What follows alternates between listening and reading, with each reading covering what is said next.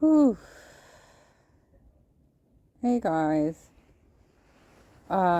Because Chantel is too manic, showing too much mukbanging, and I've not been well for the last 2 weeks. So watching that kind of destructive eating is not helping my situation. And I certainly don't want to report on it. But I'll tell you, she has no shame. She has no shame. She will bark like a dog, sniff like a dog, act like a rabid dog to try and find cookies. Pretty sad, Chantel. I'm glad the place was closed. And I'm glad that you didn't realize that they don't actually have a storefront. But hey, why research where you're going to go in advance? What difference, right? So anyway, I haven't covered Ruby Franke in a while because she's already in jail. I don't know for how long. I think it's anywhere from 4 to 30 plus years that she could be there. And her eldest daughter, Shari, who was already an adult when she finally got arrested,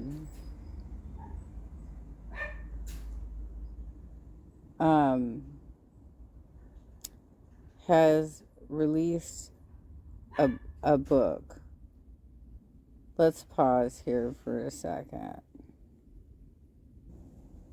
Okay, I had to just make sure my dog wasn't going to start barking. So, with that, let's start. I remember when I would hold the hand of a man and his hands were soft, I was like, ew.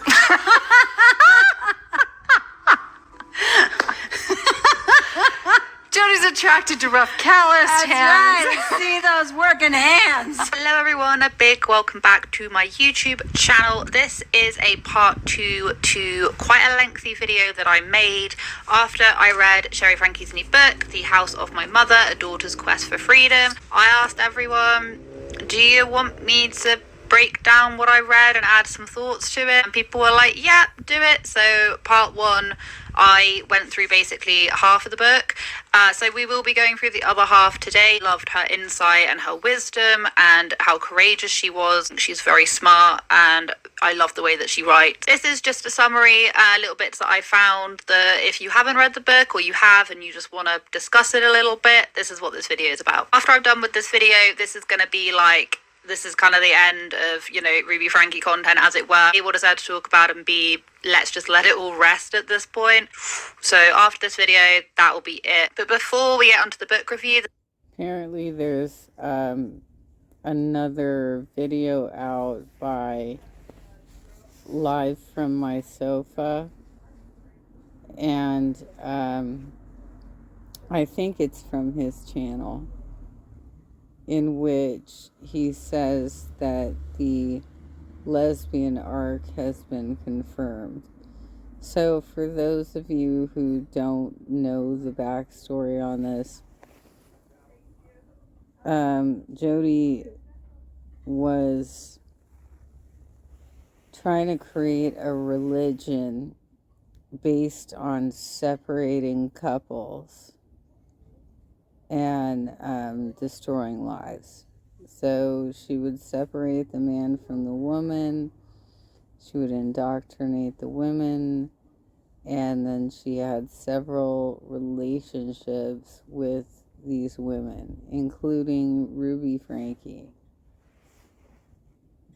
It's a bit that I just want to talk about with Chad Franke's Snapchat stories. So he's quite big over there, and occasionally he'll throw out some little bits and bobs over what is going on, alluding to his mum or alluding to the kind of 8-passenger situation as a whole. Now, Bonnie, who is Ruby Franke's sister, she came on and she did quite a divisive video where she said, you know, she read Shari's book, and etc, etc, and then went on to explain how her and her sisters are nothing like Ruby Franke, and the way that they family vlog is very different. Yeah, that's her biggest concern, is that there's going to be shade on her channel and her sister's channel because they're exploiting their children as well. Basically saying that she's not going to stop family vlogging, but in a comment did say she would be showing her kids less. Family truly wants one thing, and then there's Shari and her feelings, and I don't want to hurt either. I do believe that we can share a mutual respect for each Always crocodile tears out of this one.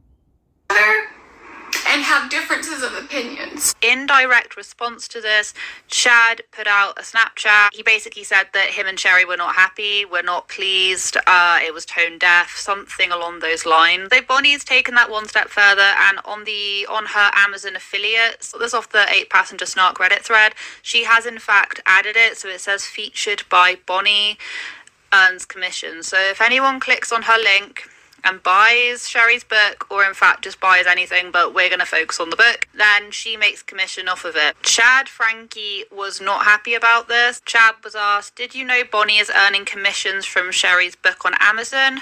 And Chad says, yeah, it effing pisses us off, so pathetic. So that is what he has to say about that, and I wholeheartedly understand, especially as they didn't like the tone of her video, of her stance on it, what she took away from it, and then the video in itself. For her to then go, okay, well, if you click on my link, you know, buy it, I'll get commission. A great deal of Shari's book is about how troubling and how difficult and disturbing it was being a family vlogger child, and they've been very open about that. Now, if you haven't watched part 1 of me going through Shari Franke's new book, I will leave it linked in the description box. Go and watch it if you haven't read the book, or if you have but you just want somewhere to discuss it.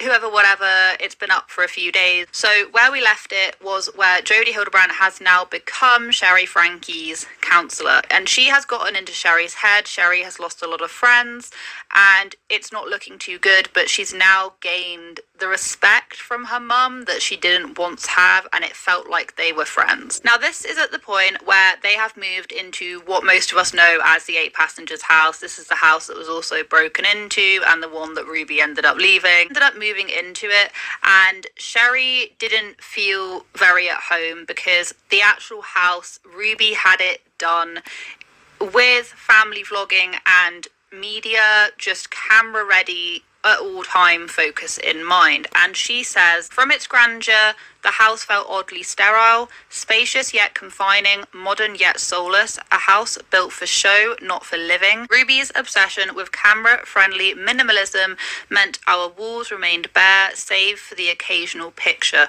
The lighting in our house was clinical, rows of bright white studio lights instead of warm, homey fixtures.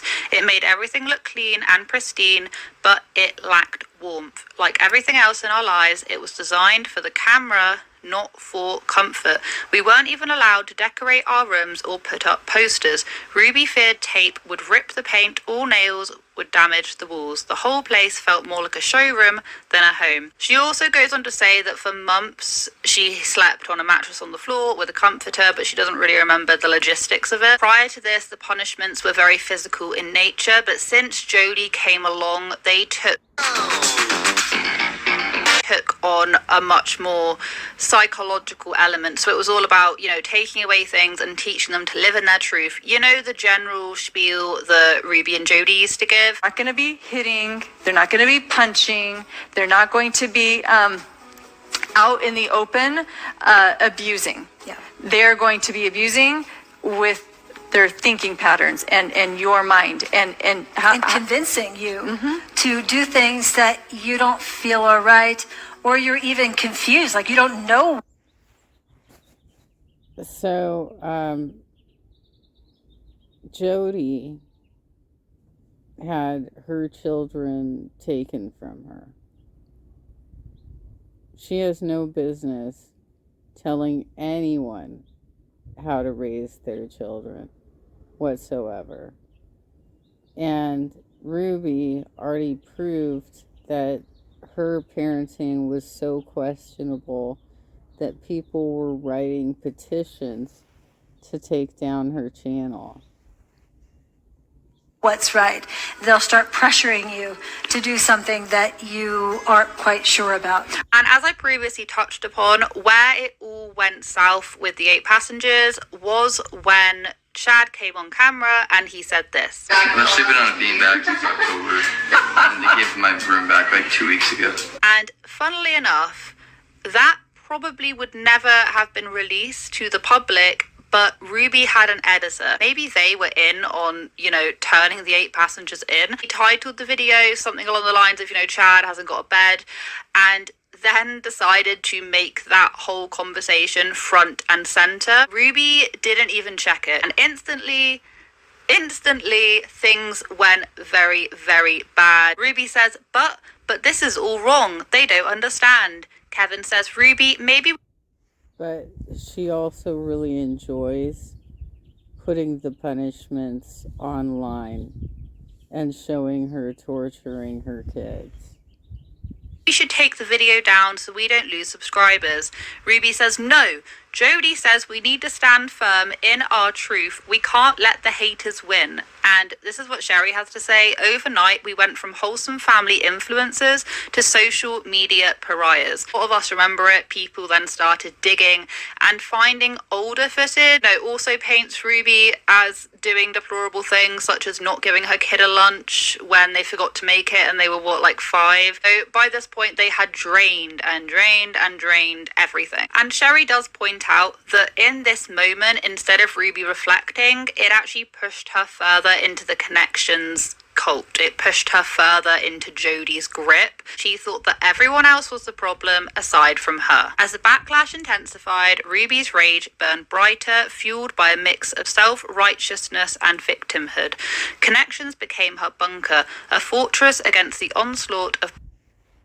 The thing is, if you're going to give an advanced task to a 5-year-old of making their lunch every day, then you best be in the kitchen supervising and making sure it's getting done. It's ridiculous. Public condemnation as Jodi played her part with calculated precision. At this point, we know that Shari got herself quite entrenched in connections, and the pivotal moment that she puts as her realizing that what Jodi is saying is bullshit was when she was doing a therapy chat, and even though she was trying as hard as she possibly could to try and combat her adulation, no matter what she did, it was not good enough for Jodi. She was saying, I was completely lost. What does she want from me? Why can't I ever get it right? And Jodi says, you see how focused you are on getting approval from me? You're still in self-adulation, Shari. You still need to hear that you're the best, the cleverest. Your areas of weakness are compassion and empathy. But all you seem to do even now is look for ways to boost your ego. It all links back to you're doing nice things for people to fuel your ego, and that cannot be the case. In the journal, she writes, Jodi thinks I'm relying too much on external validation. She said I was an obedient little drone, focused on getting approval from her and Ruby. Then she said I'm just not understanding compassion and empathy. It was awful. I don't want to be a cold and unfeeling person, which is how she described me. She does go on to say, the final straw for me was when Jodi started talking about how babies are distorted. Those tiny, innocent bundles of joy with their soft, downy hair and their wide, trusting eyes. According to Jodi, they are manipulators who feel entitled for their mothers to come and tend to their every whim. And if we remember back in the first part of her book, she was saying how Ruby, because bearing in mind Ruby has pretty much always been like this, it just got worse when she met Jodi. She would just ignore whenever Shari was sad or upset or crying or frustrated.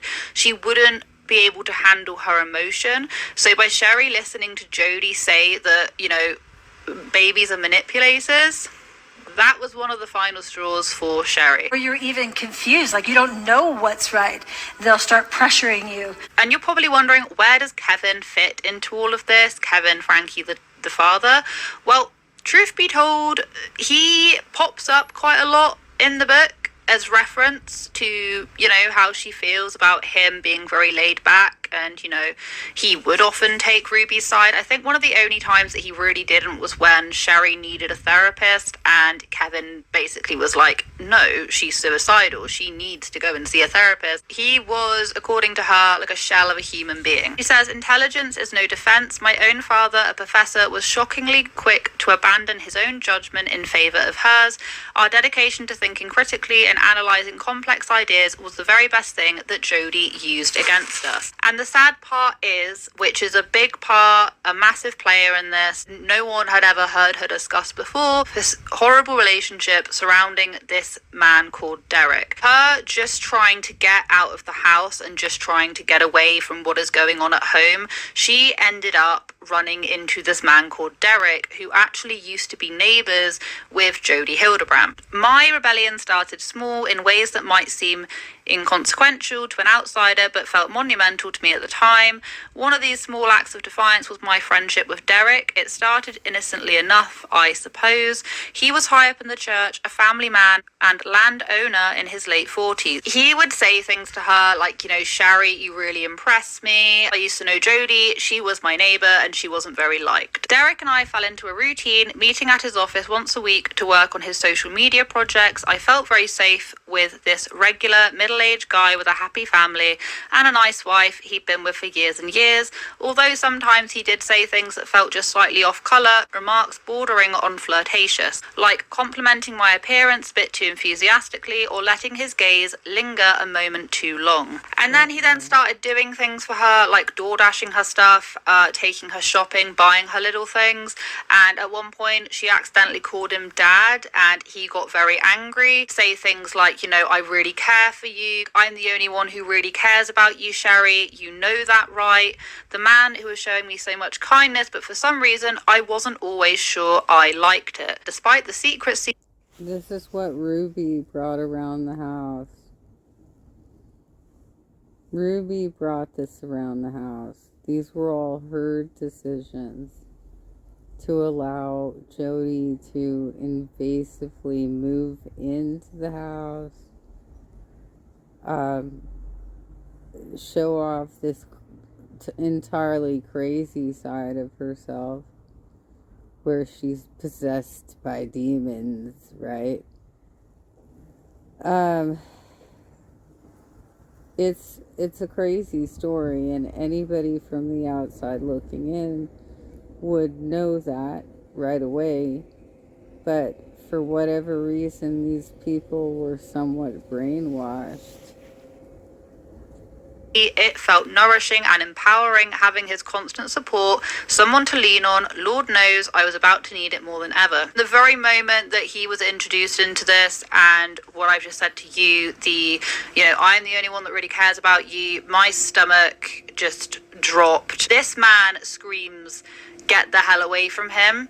However, from her angle, if she's needing someone to confide in throughout the whole of this, she is not in the wrong. Remember, he is also married, he's high up in the church, he's late 40s, he is just wanting someone there to talk to and to rehash things, and he very clearly from the very beginning is taking advantage of her. The next chapter is when Jodi moves into the house. Now we know at this point when Jodi moved in, Kevin eventually moved out. The way that Shari describes some of these interactions is absolutely mind-boggling. And Jodi actually moves into Shari's room and Shari is forced to sleep on the sofa. In her journal, she writes, the house's spirit feels weird of Jodi here. Something's going on between her and my parents that we don't know about, and the whole thing is super secretive. I'm trying to spend as much time out of the house as I can, and one of the places where she's going to when all of this is going down is with Derek, and as you can probably tell, is a disgusting human being. It goes into detail about what she thinks could be happening between Jodi and her mum. At this point, Jodi is in Shari's bedroom and her mum is in the master bedroom, and Ruby ends up leaving the master bedroom with Kevin and bunking up with Jodi. It says Ruby soon decided it was best for her to bunk with Jodi so her friend didn't have to suffer through her demonic night terrors alone. I never remembered her being that sympathetic towards me when I was having similar issues as a kid, but this was different. It also goes on to detail how helpless she felt, and she really wanted her dad to step in, get a backbone, and be the protector of the house, but he literally felt like a shell of a human being. This, you know, a good example of this is when Shari needed to go to the ER because she had a problem. I think it was her hearing or her vision or something like that, that the doctors told her if it happens again, you need to go to the ER, right?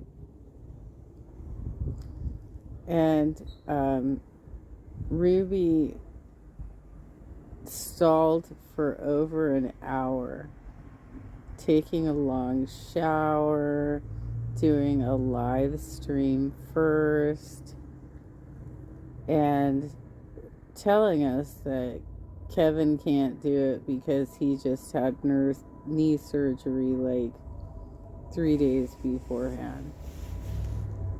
And he didn't try. He literally did not try whatsoever. To be fair to her, I said this, she has a very amazing way with words, but she's able to turn things that are so highly disturbing and write some proper humorous sentences out of it. So she says, meanwhile, Jodi and Ruby hunkered down in their upstairs sanctuary, rarely leaving except for occasional ice cream pilgrimages to Dairy Queen. Pam Butcher, that woman who is like the president of Connections or whatever the hell her title is, she used to come over with like crates of soda, and it would be Pam, Jodi, and Ruby all hunkered up in Shari's room. And she writes, they were the three musketeers of the apocalypse, ready to follow each other literally to the ends of the earth, or at least to the nearest Mexican pharmacy for another antibiotics run. They would literally just spend all day eating like crap and drinking Antibiotics run in air quotations. Drinking soda, and literally all three of them just hunkered up, never leaving. And Kevin, as she puts it, he was an outsider looking in. He didn't care what was going on outside of that bedroom. Ultra, like, crazy stuff. And if Shari said anything, because bear this in mind, she was sleeping on the sofa because they had locked themselves into her bedroom. If she dared ask, when is Jodi leaving? Ruby would say, Jodi is a powerful being, which is why she's under spiritual attack. The least you can do is share your space with her while we fight. Can't you see beyond your entitlement for a moment and think bigger picture? So yeah, so Ruby and Pam and Jodi have well and truly just lost the plot. She says, my own bedroom was now a shrine to truth and Dairy Queen. You know, she would be spending a lot more time with Derek, and Derek would once again be saying the whole, you know, no one cares about you as much as me, home life isn't great for you. The way that she's describing him looking at her and like leaning in, and the way that he's talking, very, very leechy and predatorial. She then would go back home, and there was one night where she recalled seeing Ruby and Jodi like sneaking around in the middle of the night. Why was Ruby sneaking around in the middle of the night like a teenager trying not to get caught by her parents? It was equal parts fascinating and horrific. Two women who preached truth while living lies, who condemned queerness very publicly in their Connections videos while embodying it privately, in my room, on my bed, most likely. The only thing I can say was that Kevin was there. He was just minding out of the way whilst Jodi and Ruby were doing whatever they were doing. I'm not going to be reading this out. A lot of people will find it highly triggering, but it was at the point where Derek started to touch her without her full consent. So I'm not going to fully go into this, but what I will say is that he basically lied to her to get her round, said something about a North Face jacket, like, alluding to the fact that he'd like bought her a North Face jacket. And then when she was very upset, he then consoled her and started like taking off her clothes and things. So I'm not going to get into this too much. He was bigger than me, stronger than me, and the more I struggled, the more powerless I felt. Most saddening aspects of this is that After that had happened, instead of her thinking to herself, been assaulted, because the way that there's no way that she didn't ask for that, she didn't want it, she tried to get away. Instead of her thinking, I've been assaulted, she said things like, I've sinned, ruined everything. Felt like a punishment, a divine reckoning for all the ways I had failed, all the ways I had fallen short.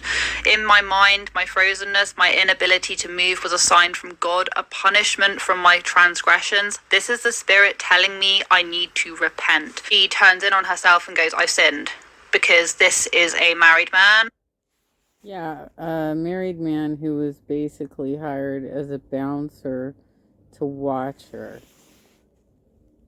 And he's high up in the church. I would hope that me and you would both agree on this, that was assault, and he is a disgusting, deplorable human being. From there on, it spirals into him basically stalking her, ringing her, dropping her off things, following her around, and it got really sinister. It's highly traumatizing, and I will just say that after she eventually comes clean, tells the bishop, I think, she explains what's been going on. She actually ends up getting punished and not the man. I think eventually he was, but everyone believed him and didn't believe her, and I think that was such a gut-wrenching thing, knowing that is what she had to go through. Not a single adult in this situation it was and is trying to protect her. She says, maybe I thought trying to rationalize it was okay to keep Derek as a friend.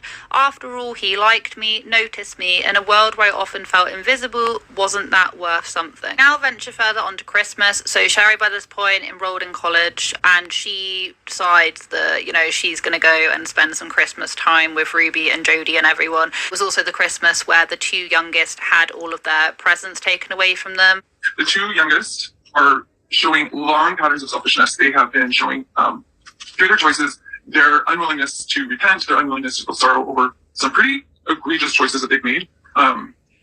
So Kevin and I have decided that we are going to give the gift of truth to them this year for Christmas. We are going to give them the gift of boundaries, and we're going to give them the gift of repentance. At this point, Ruby and Jodi had basically made it so that Kevin was very much constantly alone in the bed and constantly alone around the house. Christmas was just around the corner, which would mean another 2 whole weeks sleeping on the couch, my mum and Jodi acting like giggling schoolgirls in matching Christmas sweaters, filming their preachy, hateful connections videos in my bedroom in front of the little mural I'd painted in between daily Dairy Queen runs. Her coming over went into this gigantic screaming match between Ruby and Shari, where Shari then stood up for herself. Jodi and Ruby invited them out for dinner, and they were an hour or two late.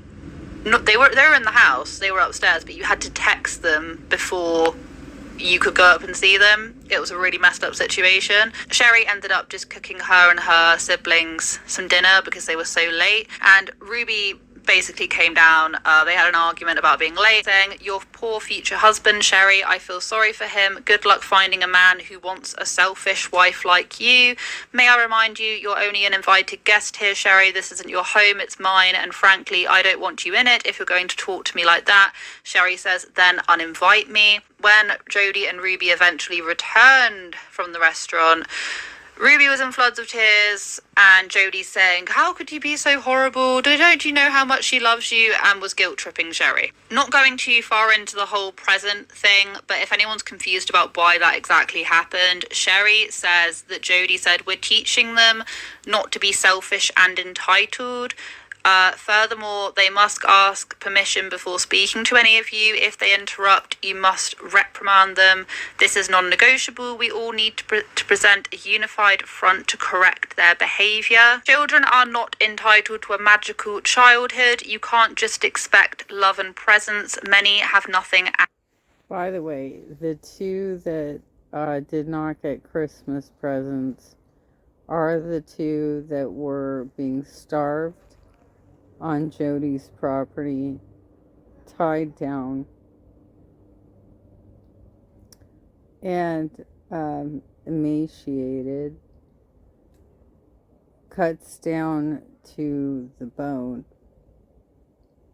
from the duct tape and everything. And the hatred towards the two youngest just kept getting worse and worse and worse.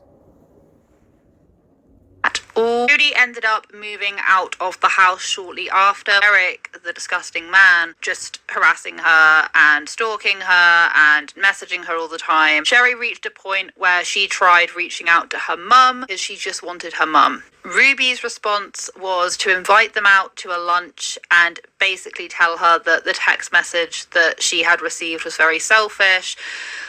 Yeah, the lights are on, but no one's home. The one part I will say about Kevin is that Kevin was still receiving these therapy sessions from Jodi, obviously, and he was just about to be axed out. So he then, as Shari describes him, as a wet noodle. So he was basically just going along with Ruby's disgusting things. His every thought and action was dictated by the whims of his unhinged masters, Ruby and Jodi. Years of subservience to Ruby had left Kevin's psyche weakened, and now he was easy prey, low-hanging fruit. With all her pieces in place, Jodi was poised to make her final move to eliminate Kevin completely. Jodi had a fascination with sex. I'd say fascination because I really reckon that's what it was. She thought that sex was everywhere. She even convinced Kevin that any single time he would hug any of his own kids, that it was in a predatory fashion. And Kevin believed it. I can only imagine. Wait for the